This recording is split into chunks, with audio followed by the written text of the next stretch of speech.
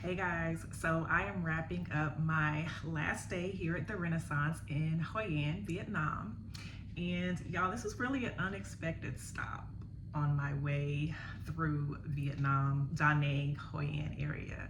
I was supposed to be at a retreat this weekend.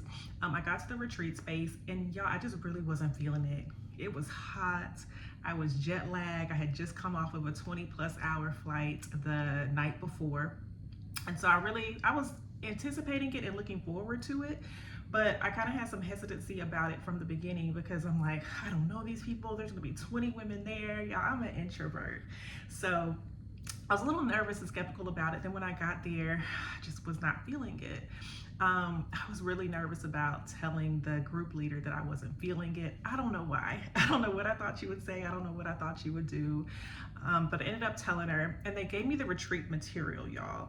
I wish I had kept it out, but they gave me the retreat material, and it turns out this particular treat, Velvet for Ashes, is something that you can do with a group or that you can do alone. It's like an international, global women's organization for women of faith where they have this annual retreat that has like 14,000 women all over the world.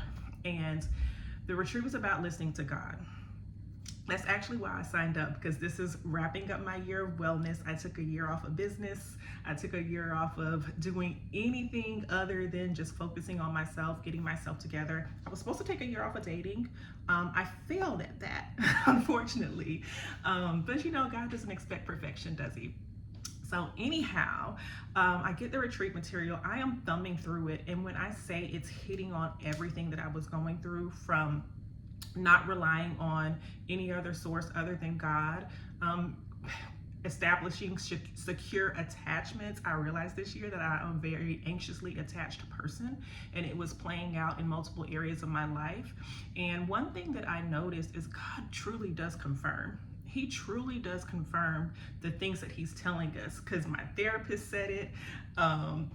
And I started reading about it, and you know, stuff just starts popping up everywhere. I'm like, everybody's talking about this attachment style. And so that was pretty interesting. But the main takeaway was how sometimes we got to get in solitude and stillness to sit with God. And I just thought about how ironic is that I thought I was going to a group retreat, but instead I'm sitting here in my bed in my hotel room. I didn't do anything on this trip other than eat. At this stay, I should say, other than eat. I was planning on going to the spa. I was actually thinking about walking around a little bit after everyone was hyping up Hoi An. And it's so important, guys, that we really do listen to God. As this whole this whole trip to Vietnam was about me really wrapping up the year of wellness. And it's not supposed to be wrapped up with rushing and doing and being, and I'm the type of person who hops right back into stuff, and I'm sure some of you are too. But I just wanted to hop on here and document this. I don't know what God is doing in my next level, but I felt like he said, get on your old iPhone, because I actually don't have enough to do this on my memory to do this on my regular phone. So it's like, hop on your old iPhone and document this. You might want to look back at it later. Anyhow, you guys, if God is calling you to rest, if God is calling you to stillness, if he is calling you to solitude, that means he is wanting to draw closer to you. That means he's up to something that he wants to work on with you that cannot be worked on in busyness. It cannot be worked on in crowds and while you're doing this project and doing that project. I'm a doer. I'm not a doer. I will say that.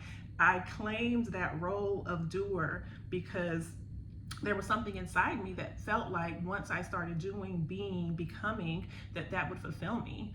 But after the last 2-3 crazy years that I had, God is like, so you see, once you get that, it's still not fulfilling.